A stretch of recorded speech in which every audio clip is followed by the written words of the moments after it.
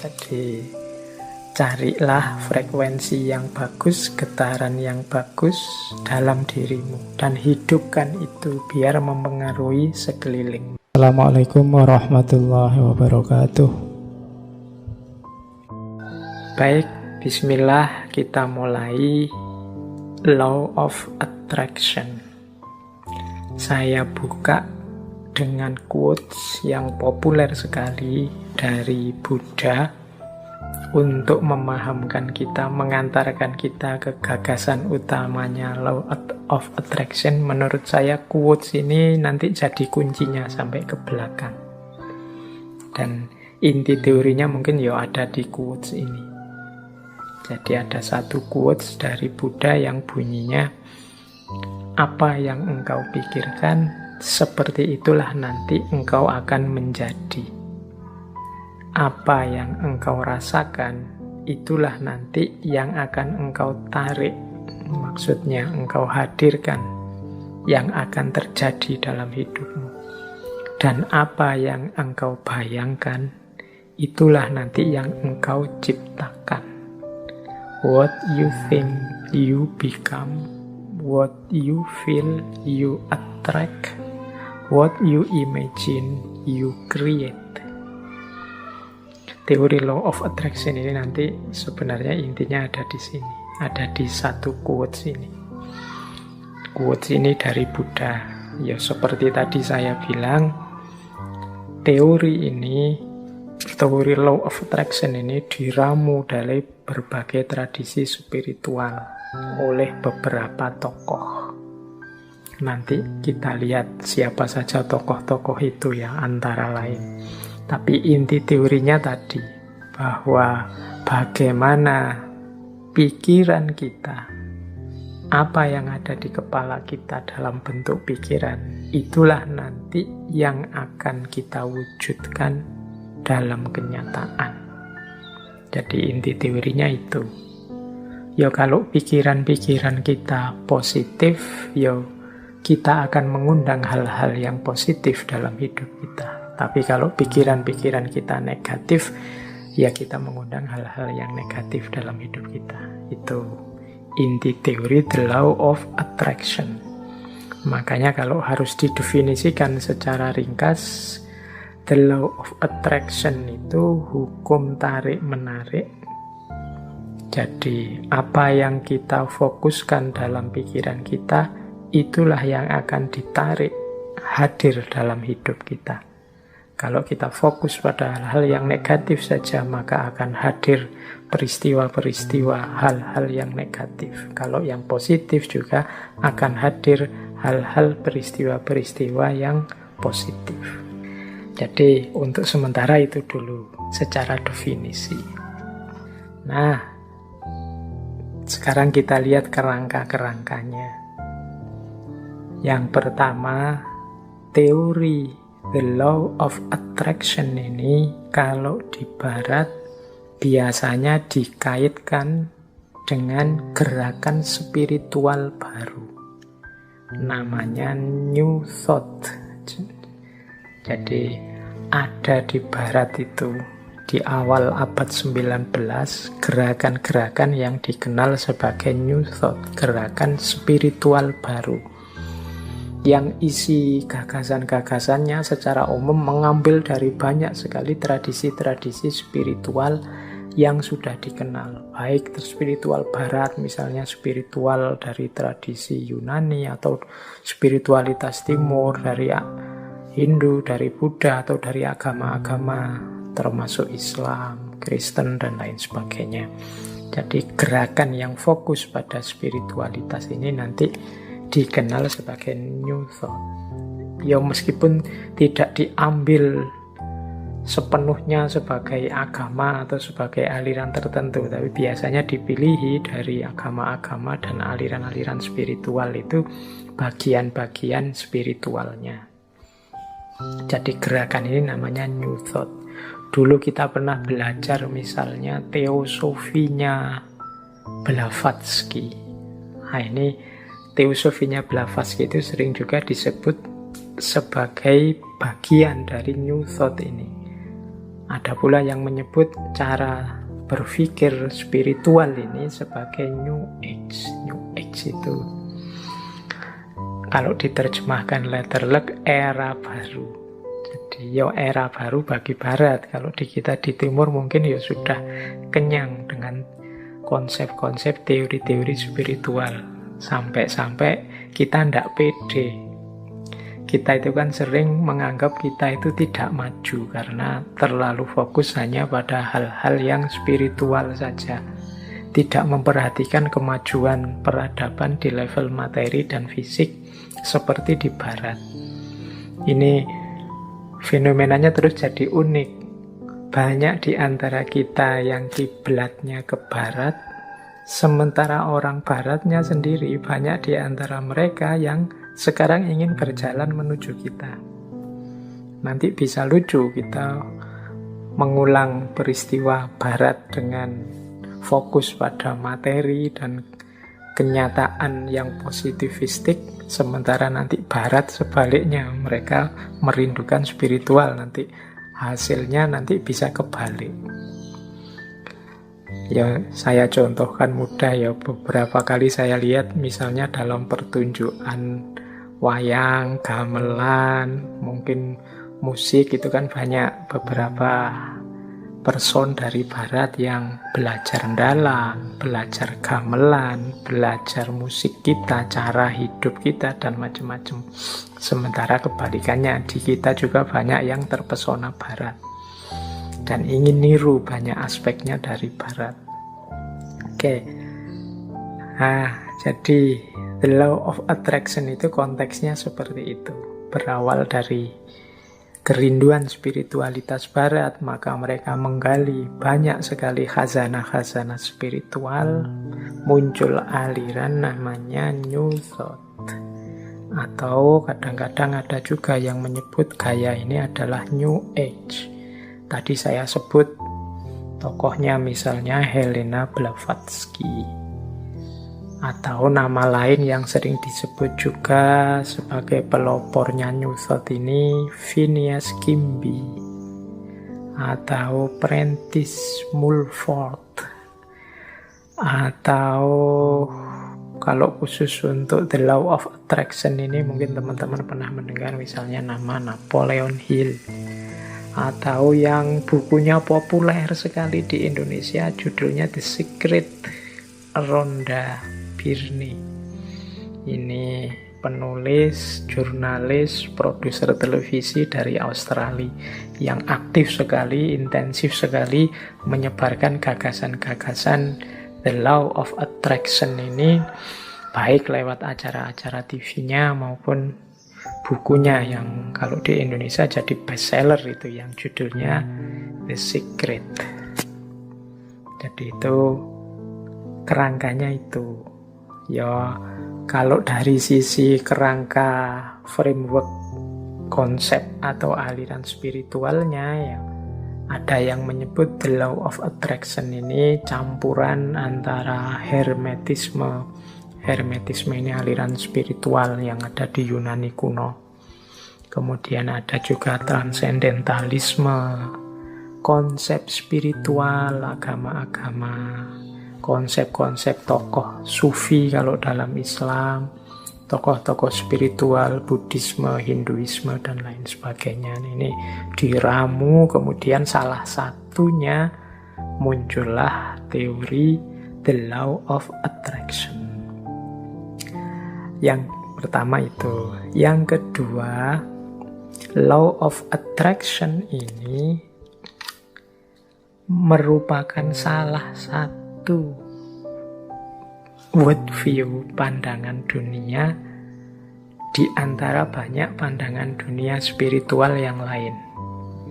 Jadi New Thought tadi punya beberapa, kalau bahasa mudahnya kita sebut saja natural law. Ada hukum alam tapi di aspek spiritual. Selama ini kita ngertinya hukum alam itu kan aspek fisiknya.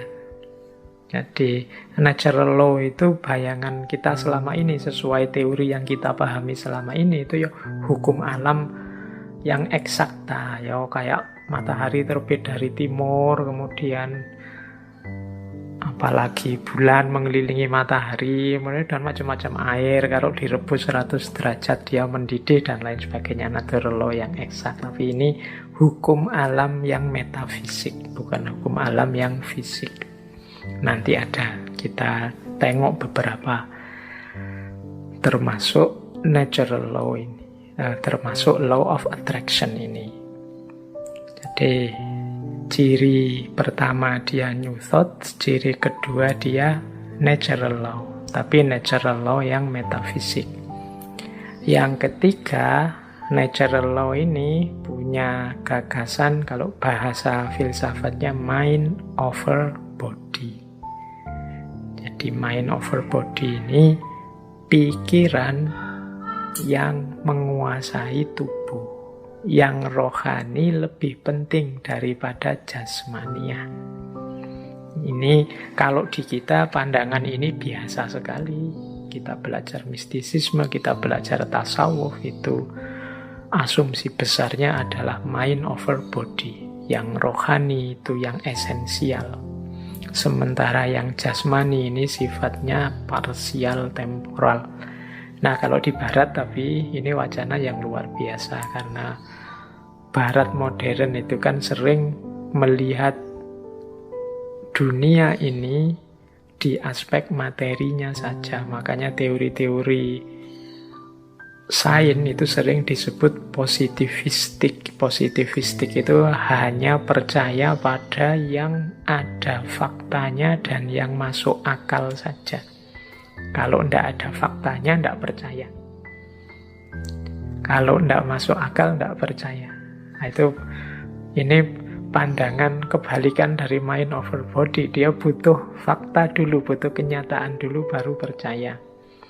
Ya kalau teman-teman sering posting di medsos, terus teman mau menyampaikan sesuatu, terus kalian balesnya, kalau tidak ada fotonya atau tidak ada videonya, tidak percaya. Tidak ada fotonya berarti hoax. Nah, butuh fakta dulu, butuh bukti nyata dulu, baru percaya. Ini sebenarnya tradisi modern yang dikenal sebagai positivistik.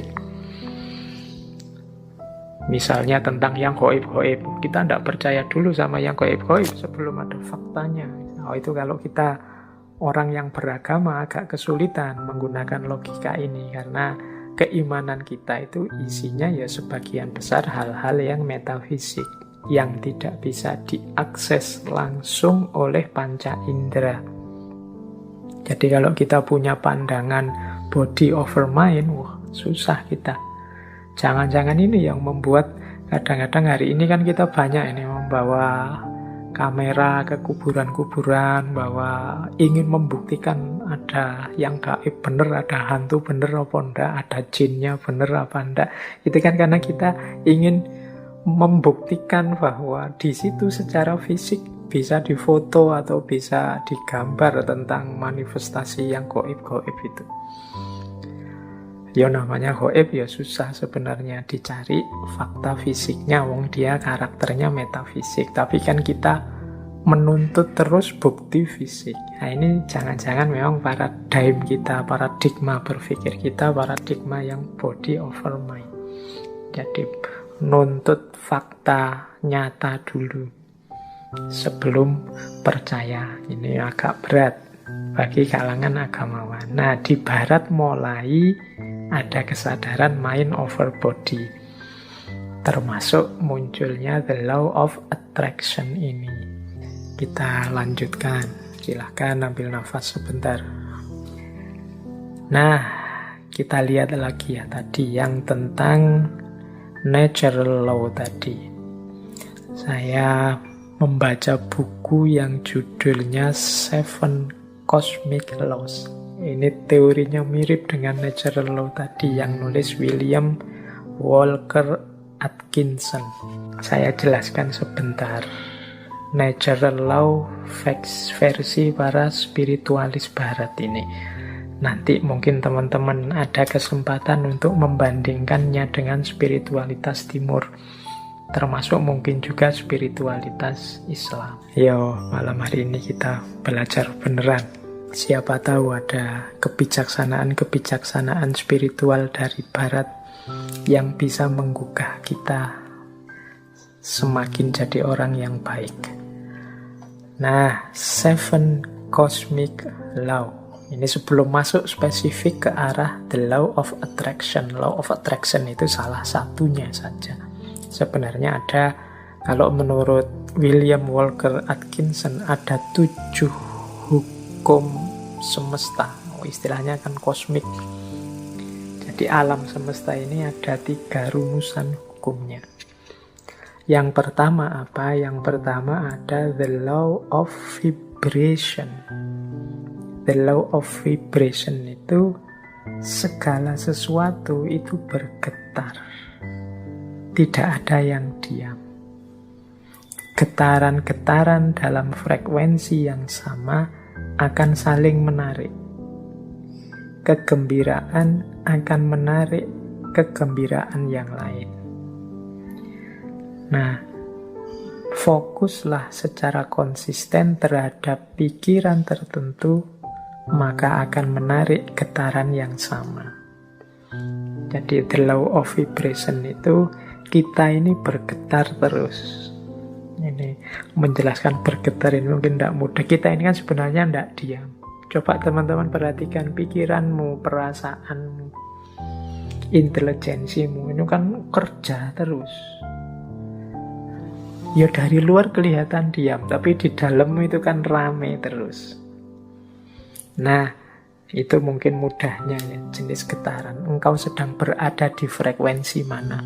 Mungkin engkau sedang marah-marah, mungkin engkau sedang senang, mungkin engkau sedang gelisah, mungkin hari ini engkau sedang bingung karena vaksin, mungkin hari ini engkau sedang gelisah karena sekelilingmu sedang pembatasan ketat karena pandemi. Ini kan sebenarnya dirimu itu sedang bergetar. Nah, the law of vibration itu vibrasi yang sama akan saling menarik atau akan menggetarkan energi atau menggetarkan vibrasi yang dekat dengan dirinya. Jadi kalau kita gembira, sekeliling kita akan hawanya gembira. Dan orang-orang yang di dekat kita akan terpengaruh oleh kegembiraan itu. Itu the law of vibration, mudahnya begitu. Jadi getaran kita itu mempengaruhi sekelilingnya. Apa yang ada dalam diri kita kalau kita gelisah atau murung, ini menggetarkan sekelilingmu dengan kegelisahan dan kemurungan. Ini namanya the law of vibration. Makanya kadang-kadang teman-teman kan bisa merasakan kalau misalnya punya teman akrab gitu, temanmu sedang sedih, terus dekat denganmu, dia pura-pura banyak ketawa, pura-pura ceria, tapi getarannya bisa engkau tangkap. Itu the law of vibration. Jadi getaran yang ada dalam diri kita itu akan menarik frekuensi yang sama dari yang ada di sekeliling kita. Kalau teman-teman dekat dengan teman yang sedang sedih, sedang gelisah, sedang susah, sekali-sekali dia tampak nangis, itu kan kita ikut terus hanyut dalam situasi kesedihannya, ikut dalam kemurungannya. Nah, ini ilustrasi mudah. Kalau teman-teman dekat dengan teman yang sedang senangnya luar biasa, cerianya luar biasa karena tujuannya tercapai gembira, itu kita dekat dia juga ikut gembira. Jadi getaran yang ada dalam diri orang lain bisa mempengaruhi getaran yang ada dalam diri kita. Demikian pula sebaliknya. Jadi kegembiraan akan mendatangkan kegembiraan. Kesedihan juga akan mendatangkan kesedihan. Ini the law of vibration namanya. Menyikapi the law of vibration itu seperti apa? Ya menurut William Walker Atkinson adalah fokuslah pada yang baik-baik, yang indah-indah, yang nyaman-nyaman di pikiranmu. Apa yang engkau inginkan, fokuskan ke situ pikiranmu terus. Jadi getaran kesuksesan, getaran cita-cita keberhasilan, getaran cita-cita kebahagiaan itu biar menyebar kemana-mana dan menarik itu ke dalam dirimu. Yaitu, ayo mikir yang positif-positif saja. Ayo menginginkan yang baik-baik saja. Ayo mengharapkan yang nyaman-nyaman saja, yang damai-damai saja. Loh, itu nanti itulah yang akan hadir karena tertarik oleh getaran keinginan kita, getaran yang ada dalam diri kita. Itu namanya the law of vibration. Itu hukum yang pertama. Jadi carilah frekuensi yang bagus, getaran yang bagus dalam dirimu, dan hidupkan itu biar mempengaruhi sekelilingmu. Yang pertama itu cosmic law, yang kedua the law of relativity. Dalam hidup ini berlaku hukum relativitas. Relativitas mungkin tidak persis sama seperti relativitasnya Einstein. Tapi relativitas di sini adalah mudahnya begini. Tidak ada sesuatu yang bisa kita pahami sampai kita hubungkan dengan sesuatu yang lain. Apakah itu tentang sifat, nilai, kualitas, atau artinya sesuatu dan lain sebagainya, itu kita akan susah memahami kalau kita tidak menghubungkannya dengan yang lain. Itu namanya the law of relativity.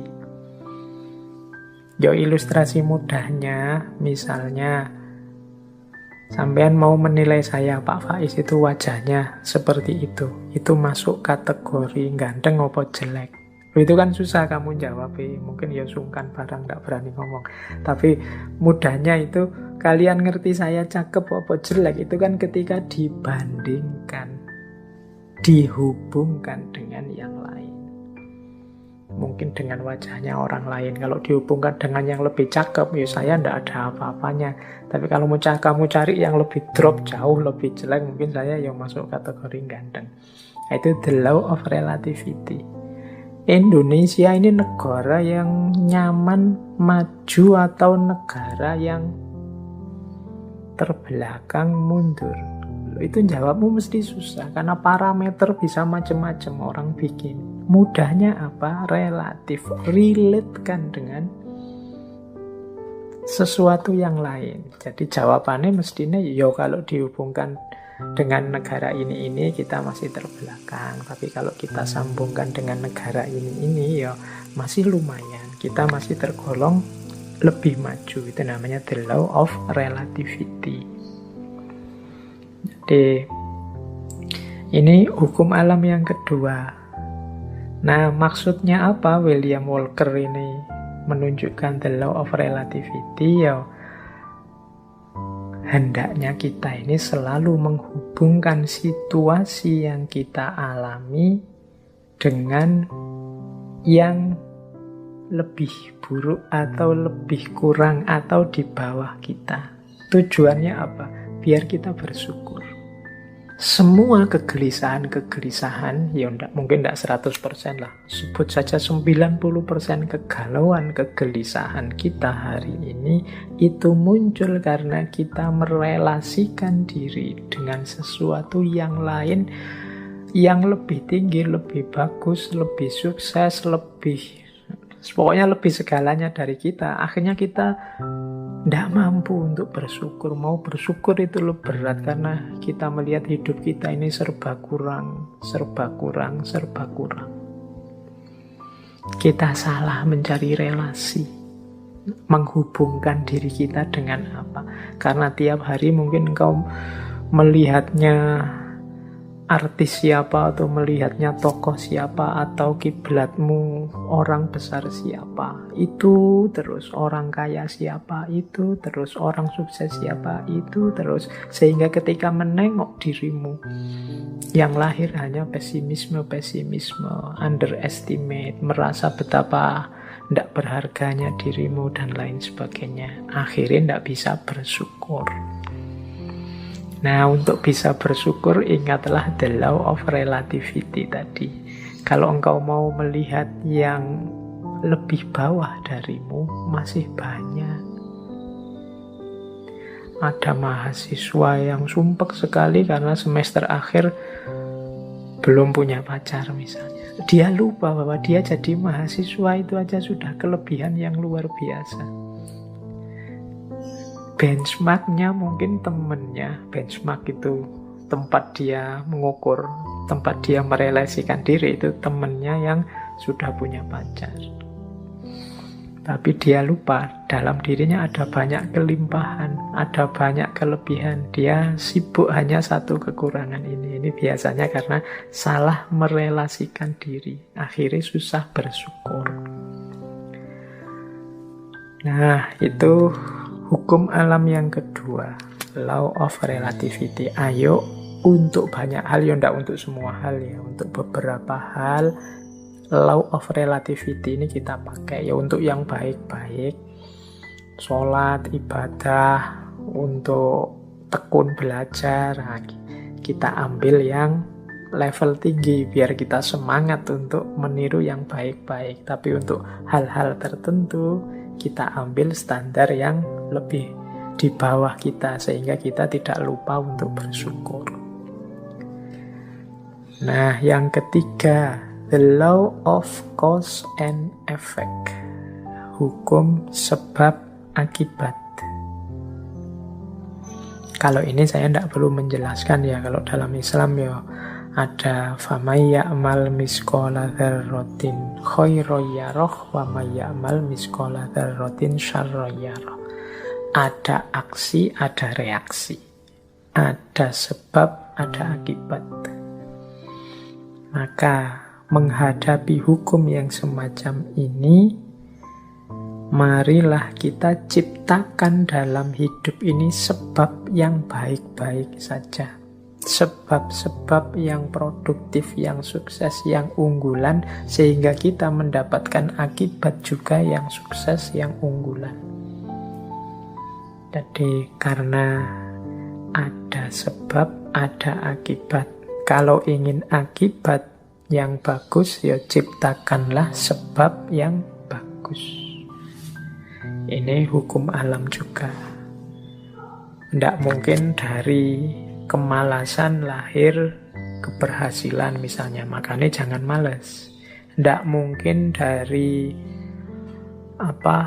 kejahatan, keburukan lahir kebaikan. Tidak mungkin dari proses yang merusak lahir perbaikan. Nah, ini cause and effect. Ini hukum alam yang ketiga. Ada sebab, ada akibat. Apapun yang kita panen hari ini, itu adalah benih yang kita tanam sebelumnya. Yang keempat, the law of polarity. Law of polarity ini, segala sesuatu dalam hidup ini ada pasangannya. Ada panas, ada dingin, ada terang, ada gelap, ada atas bawah, ada baik buruk. Ini pasangan. Pasangan ini sifatnya saling mengadakan. Saling mengadakan, ya kalau tidak ada buruk, yang baik juga tidak akan ada. Adanya yang baik karena ada yang buruk. Ini namanya saling mengadakan. Kalau semua orang sama, semua baik, semua, ya dia tidak disebut baik, ya standar saja. Dia disebut baik karena ada yang buruk. Disebut terang karena ada situasi gelap. Disebut atas karena ada bawahnya. Bawah saja tidak ada atas, tidak mungkin. Atas saja tidak ada bawahnya, tidak mungkin. Jadi dia saling mengadakan, saling mendukung keberadaan masing-masing. Oke, jadi situasi the law of polarity ini membuat kita nanti tidak mudah melihat satu sisi saja dari sesuatu, tapi harusnya kita melihat secara lebih lengkap. Jadi ada orang baik loh, terus kita puji, kita senengi total 100%. Dia dengan segala kebaikannya. Tiba-tiba dia melakukan sedikit atau satu keburukan. Runtuhlah kepercayaan kita yang darinya sangat cinta jadi sangat benci. Kita lupa bahwa lo yang namanya masih manusia, masih duniawi itu pasti berpasangan. Ada baiknya, ada buruknya. Ya mungkin kadar dan ukurannya berbeda-beda, tapi pasti ada pasangan-pasangan ini. Kita sering tidak siap menerima situasi yang kebalikan dari kenikmatan, kenyamanan yang kita rasakan hari ini. Padahal itu ya berpasangan. Ada enak, ada tidak enak. Di balik kenikmatan, di sisi sana ada ketidaknikmatan. Itu selalu ada. Minggu depan insya Allah kita perdalam the law of polarity ini di falsafah hidup yin yang. Tapi the law of polarity ini juga salah satu dari 7 cosmic law. Salah satu hukum semesta. Baik, nanti kita lanjutkan kalau yang keempat ini ya. Yang kelima, the law of rhythm. The law of rhythm ini, hidup ini mengalami siklusnya masing-masing. Hidup ini ada perputarannya. Siang, malam, kelahiran, kematian, kemunculan, kepergian, dan lain sebagainya. Namanya rhythm, iramanya hidup. Nah, segalanya ada awalnya, ada akhirnya. Ini the law of rhythm. Beberapa kali saya ceritakan kan ada kisah sufi, seorang sufi yang punya jargon, ini pun akan berlalu. Mengalami apapun, apakah itu kesenangan, apakah itu kesedihan, pada saatnya juga akan berlalu. Seberat apapun, seperti apapun. Termasuk pandemi ini, dia ada awal kehadirannya, pasti nanti ada akhir kepergiannya. Itu the law of rhythm. Jadi kalau kita mengalami situasi apapun, sadarlah bahwa situasi ini akan berakhir. Yang sedang sedih, ingatlah kesedihanmu pada saatnya akan berganti kegembiraan. Yang sedang gembira, wong namanya kita hidup, pada saatnya juga akan ada masalah dan kegembiraan akan bertemu dengan kesedihan. Itu namanya the law of rhythm. Hidup ini ada siklusnya. Yang sedang di bawah jangan putus asa, yang sedang di atas jangan jumawa. Karena kita ini berputar. Ini namanya the law of rhythm. Untuk the law of rhythm ini, insya Allah nanti minggu terakhir kita bahas dari perspektif filsafat Jawa. Cokro Manggilingan. Baik, kita lanjutkan. Yang keenam, the law of gestation. The law of gestation itu bunyinya begini. Segala sesuatu perlu waktu untuk terjadi. Tidak ada yang ujuk-ujuk sempurna, tidak ada yang ujuk-ujuk utuh. Segala sesuatu dalam hidup ini butuh proses, perlu waktu.